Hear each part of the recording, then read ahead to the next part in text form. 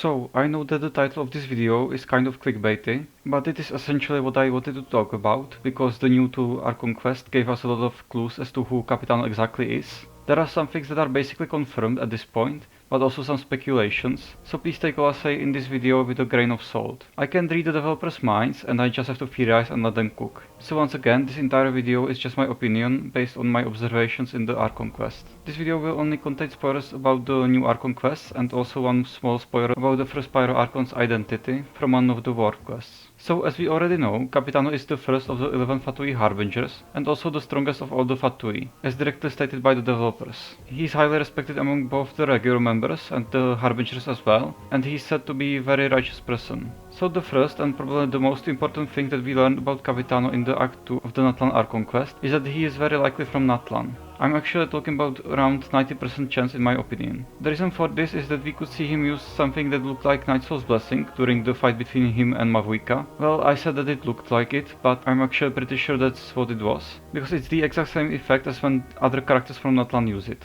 And since we know that this mechanic is exclusive to the characters from Natlan, similarly to Usha and Numa mechanics from Fontaine, the only possible conclusion is that he is from Natlan. Though now we move on to the speculation part, because there are various ways this could work. Well, he could just be an ordinary mortal from Natlan who rose up the ranks of the Fatui by his sheer strength alone and managed to live for a long time, but we don't actually know how long he has been around, but I speculate that it's been quite a long time. He could also somehow be one of the ancient heroes of Natlan, and be connected to the Night Kingdom, which could explain how he knows so much about Natlan and why he wants to change the rules and such. Plus it could be connected to the fact that he supposedly doesn't have much time left, but I'll get to that later in this video. So now let's talk about Capitano's speech before his and Mavuika's fight even began. From the way he talked, it really seemed like he knew a lot about Natlan and its history. Even the other characters mentioned that it was indeed strange. He spoke as if he was part of the events that happened 5 centuries ago. He also said that someone, probably meaning himself, had to pick up the mantle of salvation, since Mavuika's plan doesn't seem to be working well. He says that he will be the one to take on this role, get the gnosis from her and then create new rules for Natlan, probably to combat the crisis that's happening there with the abyss and all. It looked almost as if he knew Mavuika, but she didn't seem to remember him.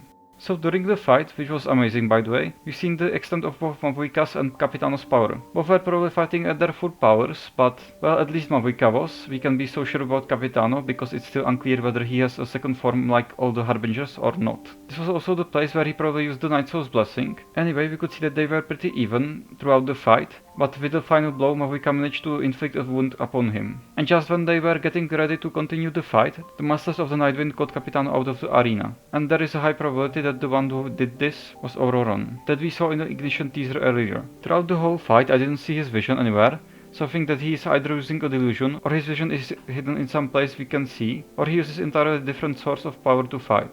Anyway, after the fight Mavuika mentioned that she felt something in him when she inflicted him with the wound in the final blow, probably something dangerous. So she thought that it's quite fortunate that the Nightwind Masters got him out before they could continue fighting, and she's going to investigate this. I suspect that this could have something to do with his possible Natlan origins, or it could be related to his possible second form or abyssal powers or something. I also highly suspect that this is the thing Capitano talked about at the very end of the Archon quest, where he in fact turned towards his wound and said, "You heard something from here, didn't you?" Probably pointing out to the exact moment she talked about when she felt some sort of presence from him. I've seen some people say that it seemed like he broke the fourth wall, but I don't think that's the case here. Anyway, after all that happened, Mavuika went to the Sacred Fire and sacrificed a part of her powers to protect Natlan from the abyss. The last thing I wanted to quickly talk about was the last conversation he had with his subordinates at the very end of the quest, and also someone who is suspected to be Auroron, as I already said before. First, his subordinate mentioned to Capitano that Mavuika has been severely weakened and now it's the ideal time to take her gnosis. But Capitano replied that he has never taken an advantage over someone in their time of weakness, and he doesn't plan to start now, which fits really well what we heard so far about him and his righteousness. Then he talked to someone from the Masters of the Nightwind, probably Auroron, who said that when he got him out of there, Mavuika could have stopped him but decided not to do so, which in my opinion was probably because she wasn't sure about what she felt from Capitano, so she wanted to stay safe, or she was just exhausted from the battle earlier. Anyway, the main thing he says is that Capitano doesn't have much time left, which almost sounds like he's dying for some reason, and since Natlan only has 1 year left and the Night Kingdom has been invaded by the Abyss, I think there could be a connection between these two. It looks like Capitano will play even bigger role in the upcoming Archon quest in Natlan, so I hope we will learn more soon. But we are nearing the end of this short video, So I'd like to give my short conclusion to this lore talk and my theories about Capitano's identity. Basically, I think that Capitano is probably one of the past heroes of Natlan that fought against the Abyss in the past and has decided to come back to save Natlan from his impending doom that would also likely mean his demise. I even thought about the possibility of him being Tenoch, who is one of the most important figures of Natlan's past, but since we saw Tenoch in Mahuika's mind space later in the Archon quest, and both his looks and his voice seem too different, I don't think that's going to be the case. I also thought that he could be the first Pyro Archon, Xbalanque, but then it really wouldn't make much sense why he uses cryo-like powers. He also doesn't seem to use a vision to wield elemental powers, which makes me believe he could be some sort of entity related for example to the Cryo Dragon Sovereign, but I don't think this would make any sense because again, he uses the Night Soul's blessing, which means he is likely from Natlan. The Bloodstained Knight and Immune Lurker theories also lost a lot of credibility in my eyes for now, but I guess we'll just have to wait and see the story reveal more to us.